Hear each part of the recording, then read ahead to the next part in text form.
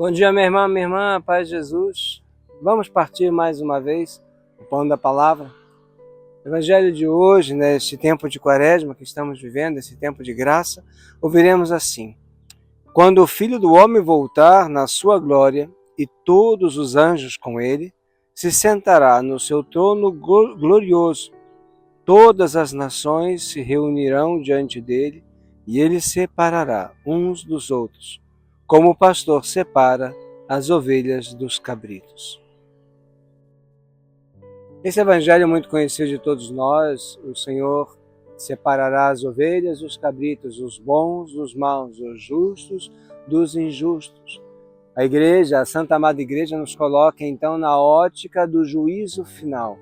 O tempo da Quaresma é o tempo da preparação para a Páscoa do Senhor. É um caminho que nós acabamos de começar para estarmos mais perto de Jesus, estarmos mais perto do fim das nossas vidas. Porque o nosso escopo final, a nossa meta final é nos unirmos plenamente com o Senhor. E para que possamos chegar a esta união plena, é necessário sabermos e termos cada vez mais dentro do nosso coração que haverá um juízo, haverá um julgamento final. Claro, Deus é rico em misericórdia, mas é justo juiz. Justiça e misericórdia são connaturais à existência divina. Não podemos ter um Deus injusto e não podemos ter um Deus que não seja misericordioso. Essas duas realidades, essas duas características pertencem exclusivamente a Deus. E Deus concede essa sua prerrogativa de ser bom, de ser justo e de ser misericordioso a todos aqueles que Ele criou, nós, os homens. Nós, de maneira especial, que recebemos por graça não merecida por nós o dom do batismo, nós ainda mais devemos nos assemelhar ao Criador, ao nosso Pai que nos criou. Todos os homens devem ser justos, todos os homens devem ser misericordiosos, entendendo a fragilidade, entendendo a dificuldade, a imperfeição do outro. Nós, porém, cristãos, que recebemos em dom o batismo, recebemos a unção espiritual que nos torna outro Cristo nesta terra ainda mais. Esta realidade precisa estar presente na nossa mente para que nós não deixemos enganar por os santões ou os salvadores da pátria. Tem sempre alguém que se apresenta como o salvador da pátria. Jesus fala claramente: todas as nações se apresentarão, todas as nações. Se o Senhor voltasse hoje, todas as nações, poderosas ou menos poderosas, esquecidas ou sempre recordadas, todas se apresentariam diante dele. Porque ele é o Senhor.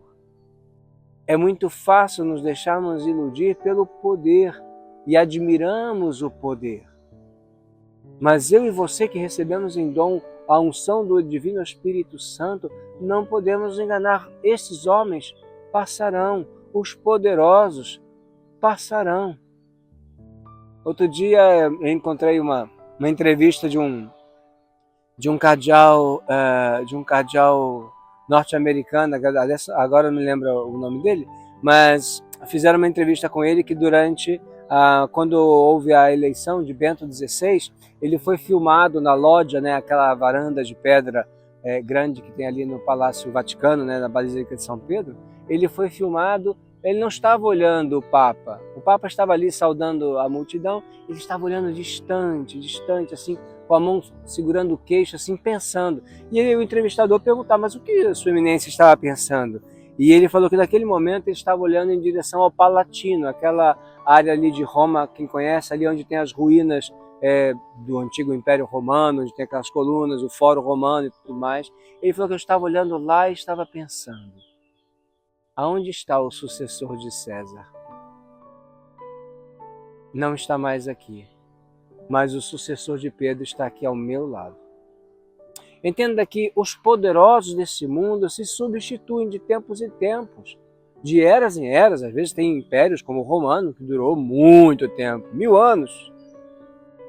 Mas a igreja permanece para sempre. Sempre haverá Pedro, sempre teremos Pedro sentado sobre a cátedra. Foi essa a promessa que o Senhor nos fez, até o dia em que Ele virá e julgará as nações. Eu e você somos chamados, então, com tanta humildade, a nos recordarmos disso, que as minhas ações, um dia, serão avaliadas, serão julgadas. E precisamos ensinar isso a todos os povos.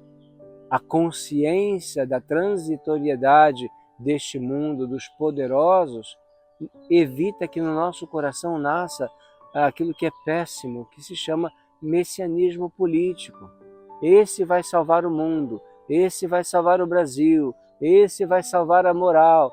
Gente, isso fora da igreja, mas também dentro da igreja. Esse padre é santo, esse bispo fala as coisas que tem que falar.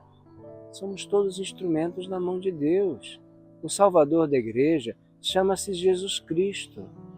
É verdade que nós precisamos desses homens e também mulheres que são verdadeiramente colunas do tempo da igreja, que verdadeiramente indicam o caminho da salvação. Mas não confundamos eles com o Senhor. Ouçamos o que eles dizem, coloquemos diante da palavra de Deus e, se está de acordo, façamos o que nos pede o Senhor. Entende? O nosso Salvador está no céu e um dia virá para julgar. Procedamos corretamente, começamos a quaresma, dediquemos a oração, ao jejum e à esmola, corporal e espiritual. Dediquemos-nos a nos tornarmos mais santos, para que nossas obras não sejam reprovadas no dia do nosso juízo. O Senhor esteja convosco. Abençoe-vos o Deus Todo-Poderoso, Pai e Filho e Espírito Santo. Amém. Um bom caminho de quaresma para todos nós, lembrando que estamos no jubileu da esperança. Se os teus pecados te jogam para baixo, não tem importância. Tenha sempre esperança no coração. O nosso juiz é justo, mas também cheio de misericórdia.